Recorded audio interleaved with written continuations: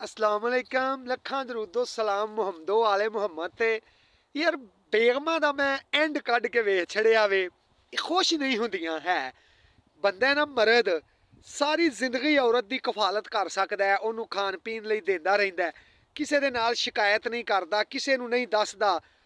औरत है ना ओनू एक हफ्ता मर्द दी कफालत करनी पै जाए ना अगर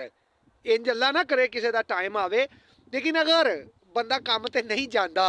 किसी वजह तो घर बह गया औरत नू घर सब्जी लियानी पै गई है या कोई थोड़ा जिहा वक्त करना पै गया ना किसी भी दो नंबरी तो बगैर वो की करदी है दुद्ध वाला आ गया ना ਉਹਨੂੰ ਪਈ ਆਖੇਗੀ ਭਾਈ ਅੱਜ 1.5 ਕਿਲੋ ਕਰ ਦੇ ਅੱਜ ਅੱਗੇ ਕਿਲੋ ਲਈਦਾ ਸੀ ਤੇ ਅੱਜ 1.5 ਕਿਲੋ ਕਰ ਦੇ ਜੋ ਪਤਾ ਹੈ ਉਹ ਤੁਹਾਡੇ ਭਾਈ ਨੂੰ ਕੰਮ ਤੇ ਜਾਂਦੇ ਨਹੀਂ ਘਰ ਹੀ ਰਹਿੰਦੇ ਨੇ ਤੇ ਉਹਨਾਂ ਨੇ ਫਿਰ ਚਾਹ ਪੀਣੀ ਹੁੰਦੀ ਹੈ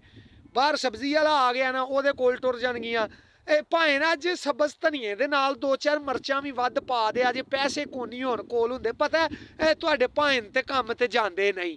ਕਿਸੇ ਵਿਆਹ ਤੇ ਟੁਰ ਜਾਣਗੀਆਂ ਨਾ ਤੇ ਐਵੇਂ ਹੀ ਉੱਥੇ ਬੀਬੀਆਂ ਦੇ ਸਾਹਮਣੇ ਇੰਜ ਬਾਹਾਂ ਤੋਂ ਕੱਪੜੇ ਚੁੱਕ ਚੁੱਕ ਕੇ ਬਾਹਾਂ ਨੰਗੀਆਂ ਕਰ ਕਰਕੇ ਵਹਾਣਗੀਆਂ ਕਿ ਆ 6 ਚੂੜੀਆਂ ਸਾਨੀ ਤੇ 4 ਰਹਿ ਗਈਆਂ ਨਹੀਂ ਮੇਰੇ ਭਰਾ ਨੇ ਬਾਹਰੋਂ 6 ਘੱਲੀਆਂ ਸਾਨੀ ਉਹ ਪਤਾ ਤੁਹਾਡੇ ਭਾਂ ਤੇ ਕੰਮ ਤੇ ਜਾਂਦੇ ਨਹੀਂ ਤੇ 2 ਵੇਚ ਕੇ ਖਾ ਛੜੀਆਂ ਨੇ ਜੇ ਕਿਸੇ ਫੌਤਗੀ ਤੇ ਟੁਰ ਜਾਣਗੀਆਂ ਨਾ